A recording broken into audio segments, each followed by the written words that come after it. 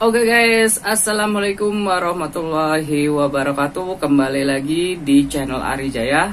Apa kabarnya sahabat Shockbaker nih gitu. Semoga teman-teman semua sehat ya guys gitu ya. Shockbaker apa subscriber nih guys, apa aja lah, yang penting teman-teman Shockbaker nih di rumah sehat walafiat dan masih bisa nonton video-video Ari yang bermanfaat ya, mudah-mudahan gitu. Kalau misalnya ada saran, kritik, atau misalnya ada masukan, boleh diinfokan langsung di kolom komentar gitu. Oke, pada kesempatan kali ini Ari bakalan ngebahas itu mengenai bunga subsidi 2020 itu versus bunga komersil. Ya guys, apa sih perbedaannya gitu ya kan? Kamu ambil langkah apa untuk kedepannya ya guys gitu, mau ambil bunga subsidi kah atau misalnya bunga komersil? Karena balik lagi guys, ketika kamu ambil keputusan di depan ini, kamu harus lebih matang guys gitu, dan semoga itu juga bermanfaat, jadi sehingga kamu bisa ngambil keputusan yang tepat gitu. Oke, jangan kemana-mana, tetap di channel Ari Jaya.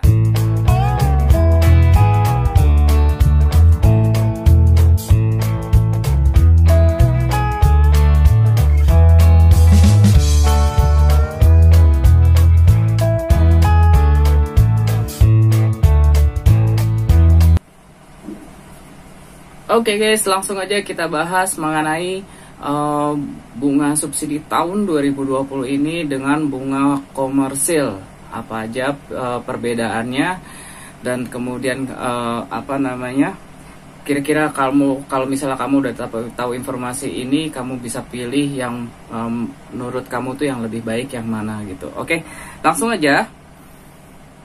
Yang pertama itu masa fixed rate bunga subsidi lebih lama daripada bunga komersil. Jadi memang bunga fixed rate-nya misalnya artinya itu bunga promosinya itu untuk bunga subsidi, memang karena dia disubsidi sama pemerintah, itu memang lebih lama ya guys daripada bunga komersil gitu.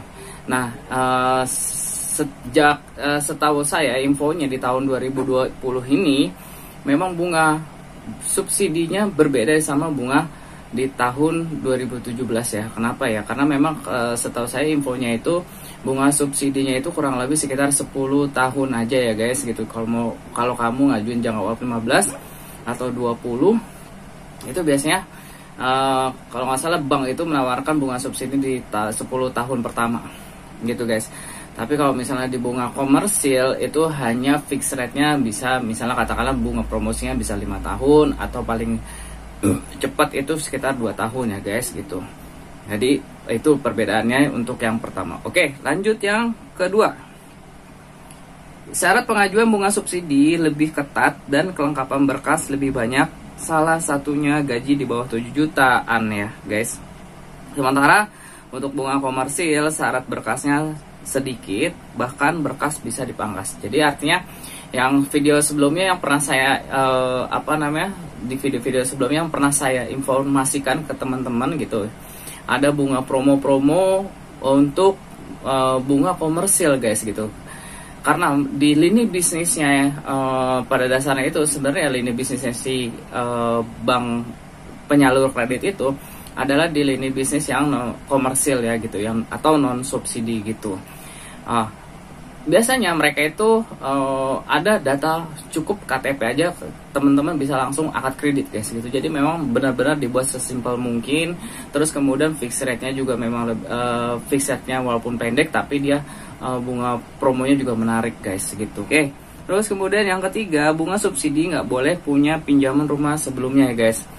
Sementara bunga komersil boleh punya pinjaman rumah sebelumnya. Jadi kalau misalnya kamu mau ngajuin rumah subsidi, memang ketika kamu di BI checking suami istri gitu, memang nggak boleh ada pinjaman untuk bunga pinjaman outstanding itu, pinjaman kredit untuk rumah guys, atau misalnya kredit Gria Multi ya gitu ya gitu, atau kredit agunan rumah itu juga nggak boleh guys gitu.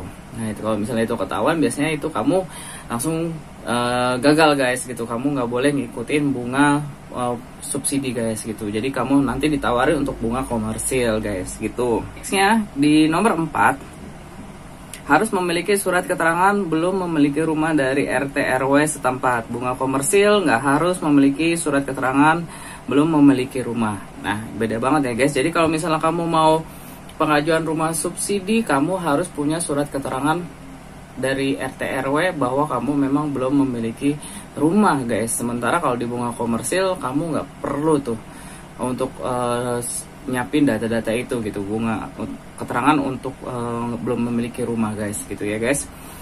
Dan sebenarnya gitu, kalau misalnya katakanlah kamu berada di perumahan ya, perumahan yang kamu anggap itu misalnya katakanlah perumahan A ini gitu ya kan, model-modelnya model-model memang subsidi ya guys gitu, standar-standar subsidi. Tapi kalau misalnya kamu kalau misalnya kamu di sana, bukan berarti kamu beli bunga, oh ini perumahan subsidi nih gitu ya kan, bukan berarti satu perumahan itu subsidi, enggak gitu juga guys. Jadi sebenarnya bunga subsidi itu tergantung dari kategorinya kamu sendiri, masuk nggak dalam kategori syarat untuk dapetin program pemerintah untuk bunga subsidi gitu. Jadi misalnya katakanlah kamu nih pas di interview kamu nggak lolos gitu, nggak di ACC untuk dapetin bunga subsidi guys gitu. Biasanya kamu ditawarin nih bunga sama pemerintah sama banknya itu, kamu ditawarin bunga komersil guys gitu. Fix rate-nya memang lebih pendek, tapi kamu dapetin harga rumah yang itu bunga subsidi yang di situ gitu. Misalnya katakanlah rumah subsidinya di sana 180 ya guys gitu ya, kamu beli pakai bunga subsidi. Sementara kalau misalnya ada yang si B nggak di ACC, biasanya dia ditawarin dengan harga rumahnya juga sama 180, tapi bunganya bunga komersil. Jadi bukan berarti di lingkungan perumahan itu adalah subsidi semua, enggak gitu ya guys. Oke. Yang kelima, itu bunga subsidi diwajibkan menempati rumah sebelum 60 hari setelah akad kredit ya. Yang seperti kemarin juga saya bahas mengenai kamu harus wajib menempati rumah subsidi karena ada peraturan dari perjanjian kredit ya, dari perjanjian kredit, akad kredit rumah subsidi, kamu udah tanda tangan itu di pasal konsekuensinya itu ya di pasal 11 ya guys ya, ayatnya saya lupa. Memang kamu harus menempati setelah akad kredit itu terhitung kurang lebih sekitar 60 hari ya, 60 hari setelah akad kredit. Jadi tapi kalau misalnya kamu ambil bunga komersil, itu kamu tidak diwajibkan menempati rumah setelah akad kredit. Jadi makanya kamu dapetin untungnya kalau misalnya kamu ambil bunga komersil ya, kamu nggak harus nempatin rumah itu gitu. Simple gitu. Tapi kalau misalnya katakanlah kamu untuk konsekuensinya di pasal 13 itu, kalau kamu udah dapat bunga subsidi di pasal 11 itu, kemudian kamu kenawan prestasi karena kamu nggak nempatin, otomatis kamu dicabut kembali ke bunga komersil gitu guys. Jadi makanya dipikirin lagi guys, dipertimbangin lagi untuk di poin nomor 5 ini guys ya gitu. Oke, lanjut di poin di nomor 4, itu bunga subsidi tidak bisa disewakan, sementara bunga komersil bisa mendapatkan nilai sewa terlebih lokasi rumah dekat dengan industri atau pabrik. Nah, ketika kamu dapat ini lokasi perumahan yang kamu anggap itu rumah subsidi, terus kemudian lokasinya itu misalnya katakanlah daerah Cikarang, misalnya daerah-daerah Tangerang itu, daerah-daerah Cikupa gitu ya kan, itu potensi banget buat kamu sewain guys sebenarnya gitu. Sayang banget kalau misalnya kamu tempatin gitu ya. Jadi makanya kalau misalnya kamu pertimbangan katakanlah nih katakanlah untuk bunga komersil untuk harga rumah misalnya katakanlah di sana 180, subsidi harganya juga sama 180, ya otomatis misalnya cicilannya selisih sedikit, ya mendingan kamu, kalau misalnya kamu nggak mau nempatin, kamu mau sewain, lebih enaknya disewain guys gitu kan, kamu dapet cuan gitu loh, cuannya per bulan lagi gitu. Katakanlah misalnya kamu ambil mau tahunan atau per 6 bulan, ya silakan aja guys gitu, kamu yang atur rumah itu untuk disewakan gitu guys. Nah biasanya untuk lokasi yang lokasi perumahan itu dekat sama industri, biasanya ada demand itu kayak semacam ada tingkat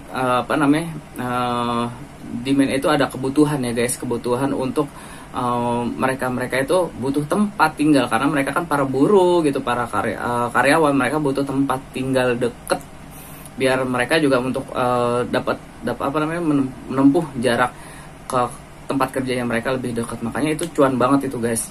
Nah, yang disayangkan sekali sebenarnya ketika kamu udah ambil keputusan dapat promo bunga subsidi, tapi kamunya itu dengan niat mau sewakan, itu sebenarnya udah salah banget guys. Makanya sebenarnya lebih enaknya kamu ambil bunganya bunga komersil aja guys gitu. Kalau misalnya kamu ada niatan buat ambil cuan itu ya kan, buat disewain lagi, ya nggak gitu ya guys. Oke, itu poin nomor 6 ya. Oke, yang ketujuh itu fasilitas kredit bunga subsidi diberikan hanya 1 kali seumur hidup guys.